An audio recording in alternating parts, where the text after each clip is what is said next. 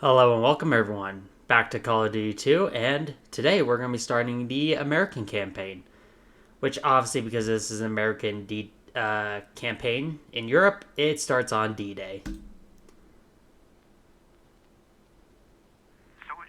sailors, and airmen of the Allied Expeditionary Force, you are about to embark upon the Great Crusade, toward which we have striven these many months. The eyes of the world are upon you. The hopes and prayers of liberty-loving people everywhere march with you. In company with our brave allies and brothers in arms on other fronts, you will bring about the destruction of the German war machine, the elimination of Nazi tyranny over the oppressed peoples of Europe, and security for ourselves in a free world. Your task will not be an easy one. Your enemy is well-trained, well-equipped, and battle-hardened. He will fight savagely. But this is the year 1944. Much has happened since the Nazi triumphs of 1940-41. The United Nations have inflicted upon the Germans great defeats in open battle, man to man. Our air offensive has seriously reduced their strength in the air and their capacity to wage war on the ground. Our home fronts have given us an overwhelming superiority in weapons and munitions of war, and placed at our disposal great reserves of trained fighting men. The tide has turned. The free men of the world are marching together to victory. I have full confidence in your courage, devotion to duty, and skill in battle. We will accept nothing less than full victory. Good luck, and let us all beseech the blessing of Almighty God upon this great and noble undertaking. God, I love that speech. Such a great way to start it. And obviously this is D-Day. We're playing as Corporal Bill Taylor. Dog Company, if you're wondering. D back then it was Dog. Delta is today. Well, today's NATO alphabet. Back then it was Dog. And this is Pointe du Hoc. If you don't know where Pointe du Hoc is, it's situated between Omaha Beach and Utah Beach. And basically, at Pointe du Hoc, there was a bunch of 155 millimeter guns that could threaten the beach landings. So basically, the U.S. decided to send in a Ranger Battalion with a second reinforcing Ranger Battalion, which would end up not landing. And I'll explain why it didn't land later, in order to take out the guns. Battle Pointe du Hoc. Hey, Brayburn, you look like you're gonna puke. You know what, Danny? Why don't you just... He's carrying a BAR as a radio operator. He should have like an M1 Garand. No, M1 Carbine.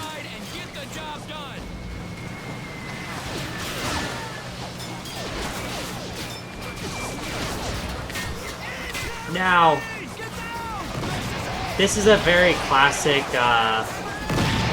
D-Day moment. And I'm gonna...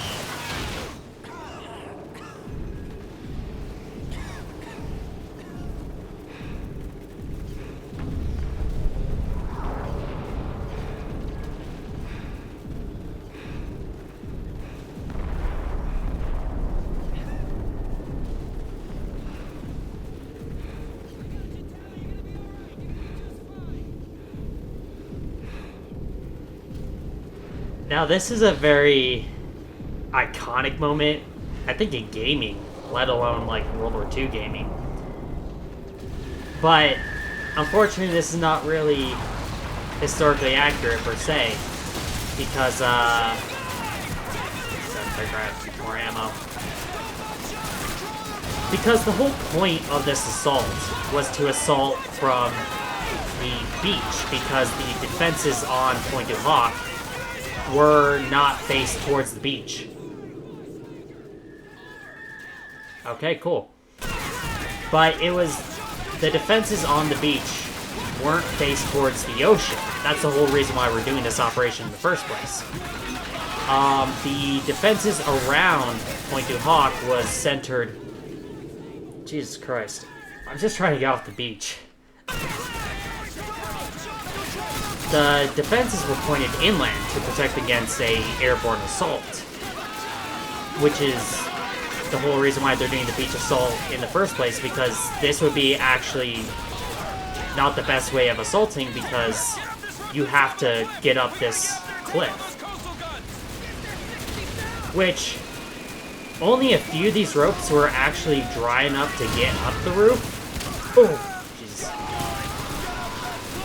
In order to actually get up the cliff, so there was only about like 6 ropes, I believe, that you could actually assault up.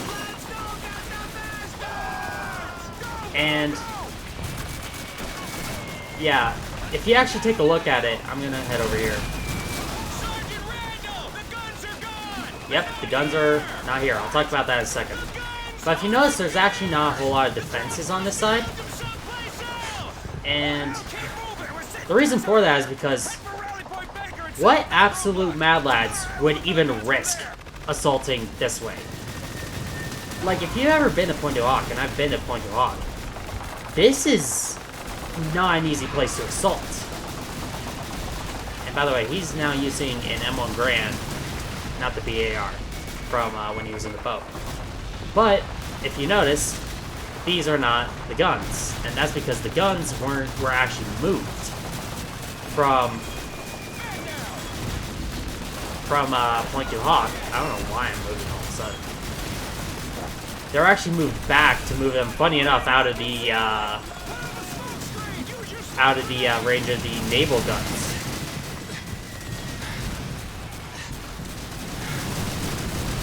So the Germans were actually expecting a assault. I should probably pay attention more to the game.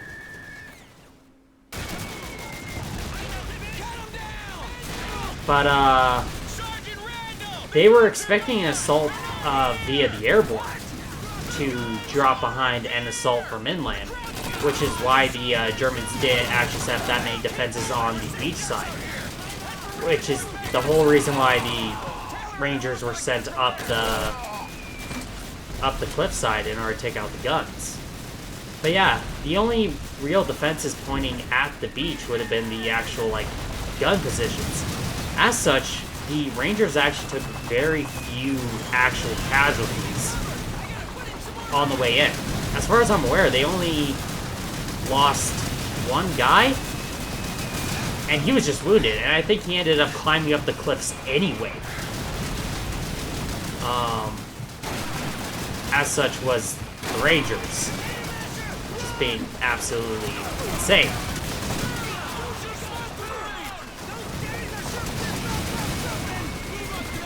Okay, let's start playing through. Yeah, this is very much like, what if Omaha Beach was combined with Pointe du Hoc? And that's what this is. And to be honest, I love it. This is such a great, like, it's such a great mission, because it's really fun, and really difficult. As proven by the fact that I've died multiple times, and I've died right there as well. But, I'm back here. Yeah. They didn't actually move the guns at all because of, they were expecting an assault. They moved them further inland because, they were about to get destroyed by the Navy guns.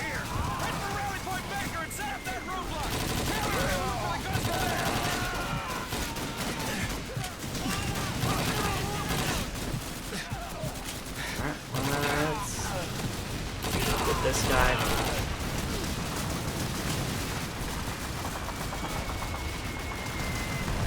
Now, the Rangers were an entirely volunteer force,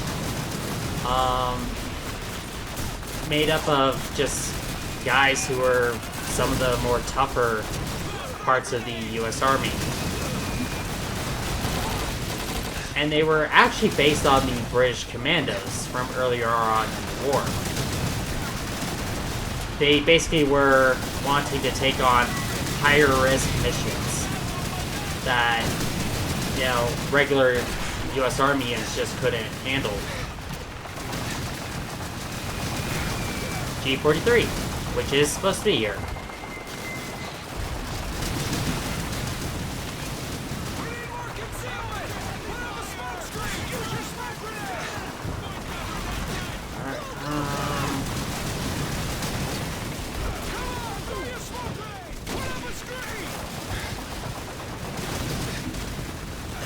Down. Dang it. How did I get back up?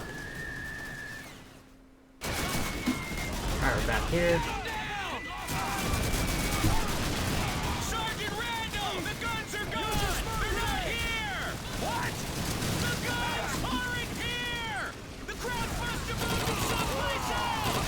Now, keep moving! We're sitting ducks out here!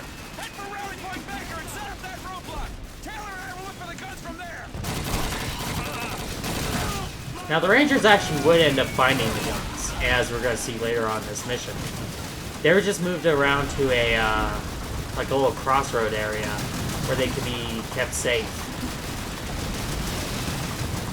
Alright, let's move up into this trench. Put that guy down. Jump into the trench.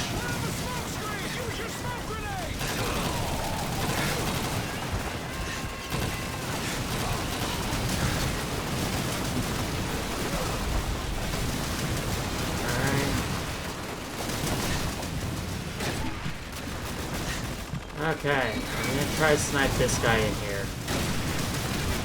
Okay. With that, I think I can move up. Hassel and Fincher.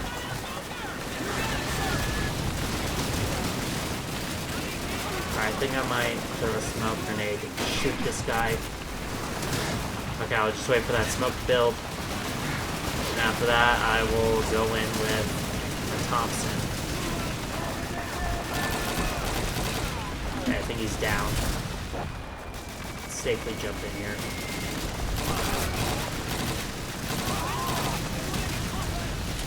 Okay.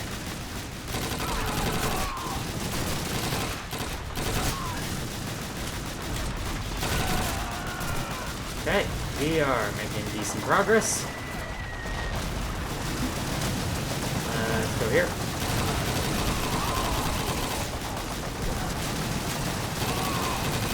Check out this machine gunner.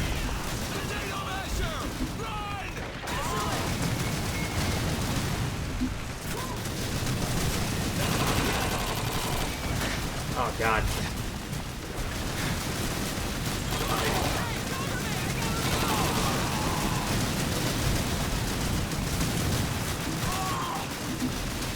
Okay. Move here. Oh, that's an anti-aircraft weapon.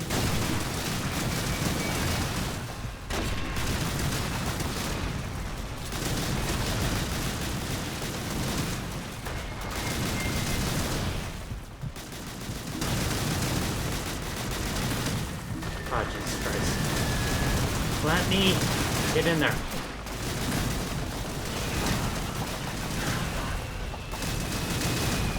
Come on, pop your head up.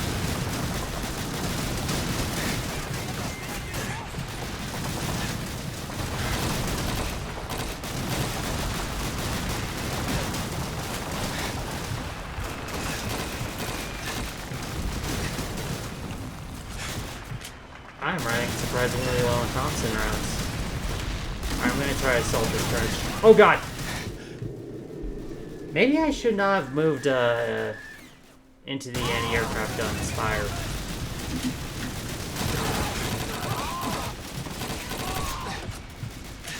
Should have thought more about that. Should have taken it out. Let's move over.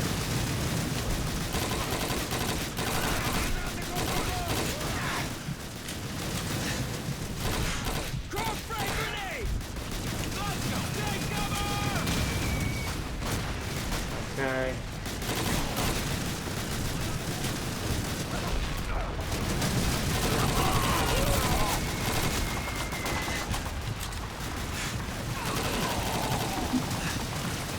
Okay.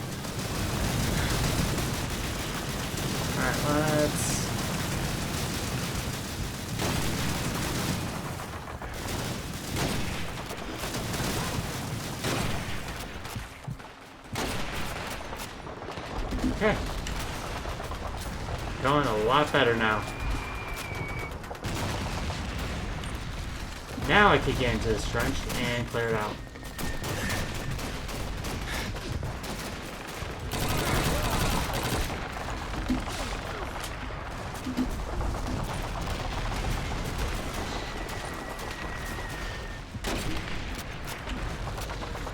Alright, let's keep moving.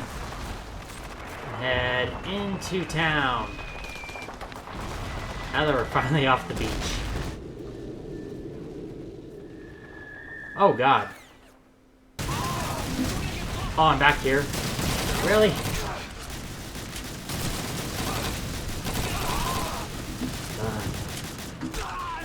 You're gonna pull out your Luger then.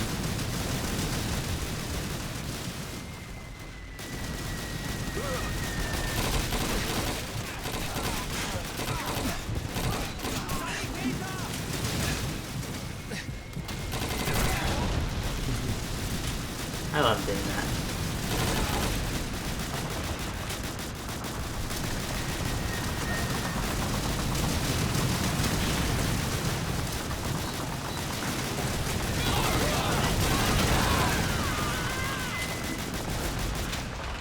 Okay. They're down. So now let's re-get this gunner.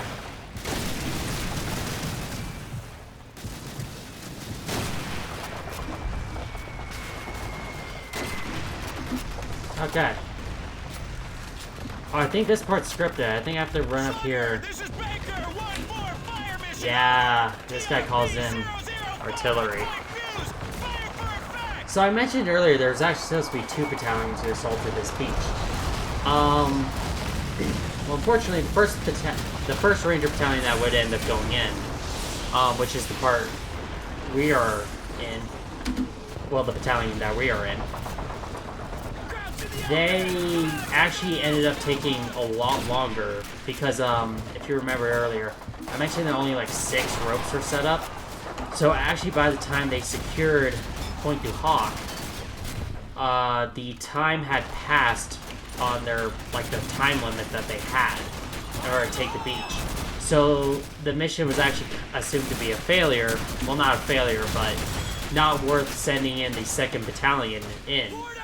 So what they did was actually reallocate that battalion into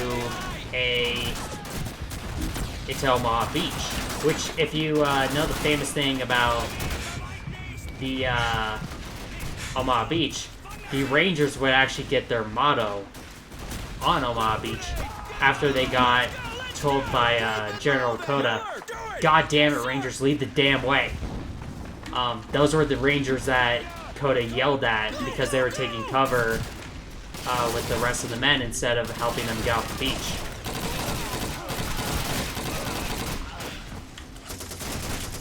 So, yeah. The Rangers were not supposed to be on Omaha Beach. They were sent in as a fallback because the 1st Battalion here took too long to complete their objectives in order to send a signal that the 2nd Battalion can land. So by the time that signal was sent, the other Ranger Battalion has already been rerouted to Omaha Beach.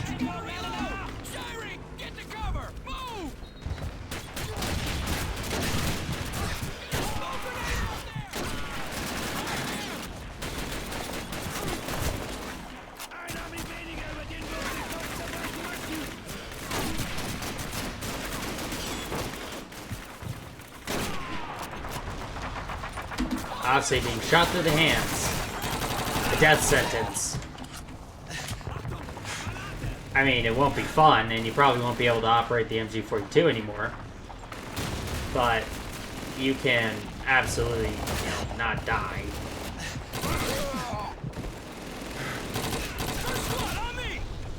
I will say, I actually appreciate the fact that there's fatter German soldiers here. Now you might be asking, why do I appreciate that? Because the guys holding the beaches were actually deemed kind of like second-rate troops. They were not your best troops. They were meant to more just operate machine guns and hold the line for a small amount of time until the better equipped panzer divisions further inland can come in and reinforce.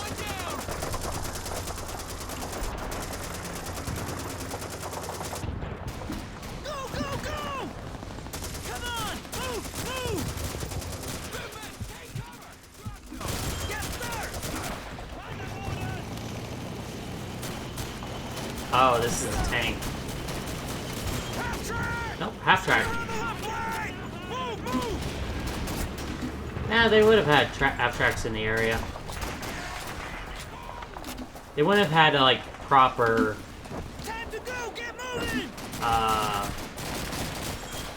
like proper mechanized divisions here. But one thing I do want to point out is actually Taylor here is equipped with the Springfield with a scope on it. The important thing to note is that the US at the time did not have a sniper program that, you know, other nations would have, like Germany and Russia would have sniper programs. Hold here and watch the road for German reinforcements. But Corporal Taylor, you're with me. alright, let's go, Sergeant. But Let's get that roadblock set up. the sniper rifle is actually instead just handed out to one per platoon, and it usually was just the best shot. Here they are. And yeah, this is how they basically found the guns. Thermite grenades. I'll keep an eye open for crowd patrols. I'll take the ones on this side. And I mentioned earlier, like, only one guy was actually wounded on the beach. He was a lieutenant who, funny enough, was the lieutenant who found the guns. Kind of a hilarious little detail. But, yeah, the guy who was wounded on the beach and managed to crawl or climb his way up, he actually was the one who found the guns and destroyed them. You gotta do the rest. Yep, we got him.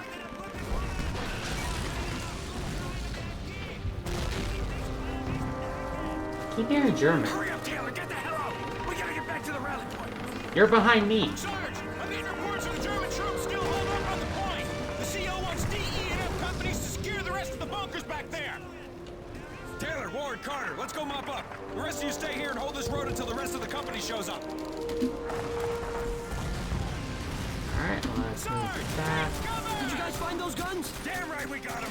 Why the hell do you think we're back? I'm reloading.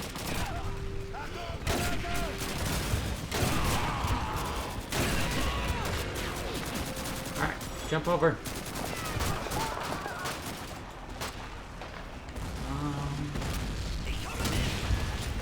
Is that Brayburn? I think that's Brayburn. Yeah, that was Brayburn. Being an absolute hero. Now, the question is, do I want the M1? Of course I want the M1.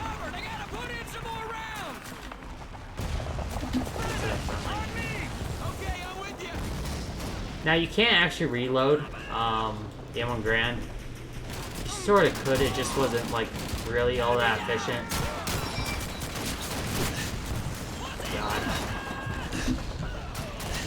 God. Obviously, the M1 ping is iconic.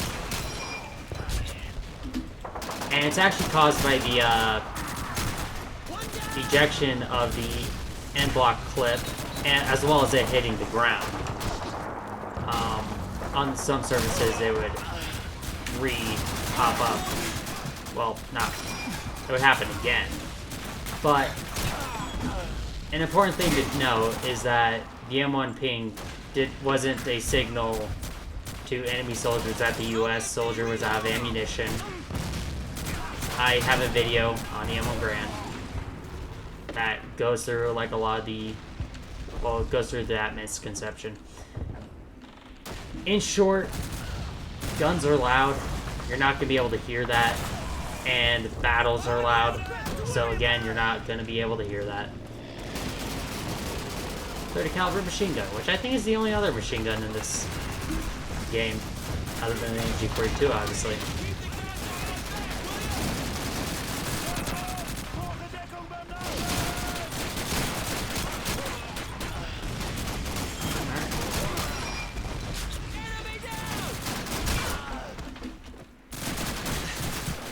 Oh god. Okay, it was not killed somehow.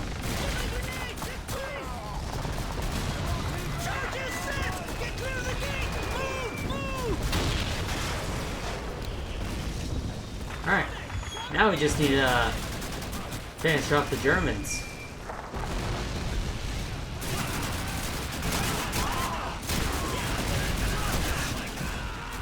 If I'm being honest, I would have to say the M1 Garand is my favorite gun of all time.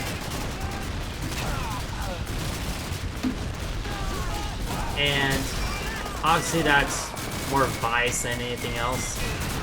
But it was a great rifle that gave US forces such an advantage over like any German weapon and any like Japanese weapon. Oh god. That was bad. If I had the Thompson there, I would have actually been fine. But yeah, it's... I mean, Patton called this the greatest battle implement ever devised. And it was pretty dang close. The important thing to know about the M1 Garand was that it was so good because, yeah, sure, it may have not been the best semi-auto rifle in the entirety of World War II. You can make an argument for things like G43 if you're a Baraboo. I would think you're wrong. But this gun was the only semi-auto rifle that could be put into mass production quick enough and fast enough to where every single US soldier was able to be equipped with one. And that is such a huge advantage. Because that meant, on average, your US rifleman could outgun any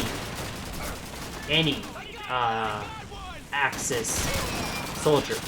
Because the most Axis soldiers would have been armed with some type of bolt-action rifle. The most common one being the Kar 98K for the Germans, and the Arasakas for the Japanese, and of course the Kirkanos for the Italians.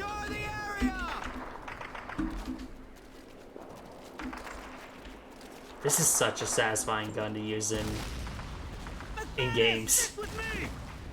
I just it's such a great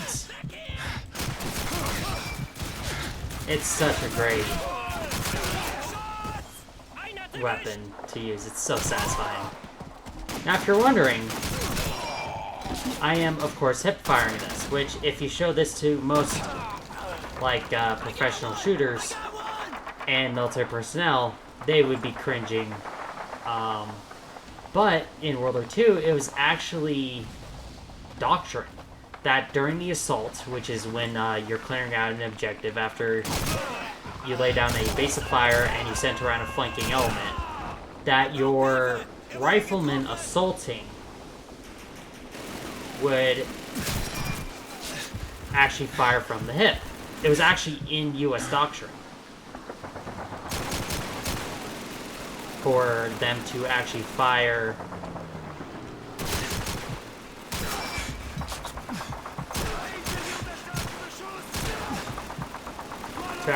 from the hip.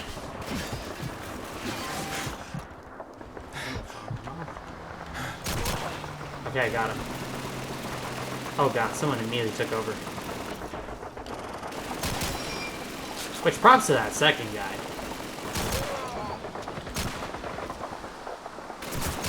Oh. Okay, I will admit that kind of scared me.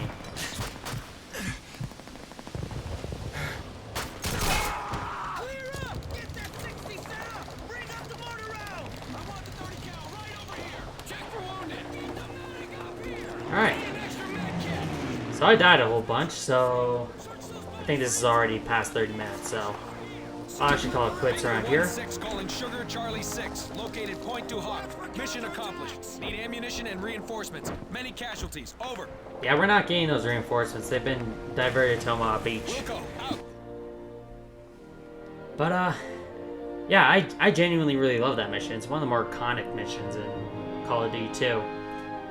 But with that, I'm actually gonna call it quits for this episode. Thank you for watching, and if you liked the video, I would appreciate if you liked and subscribed. And with that, have a good day.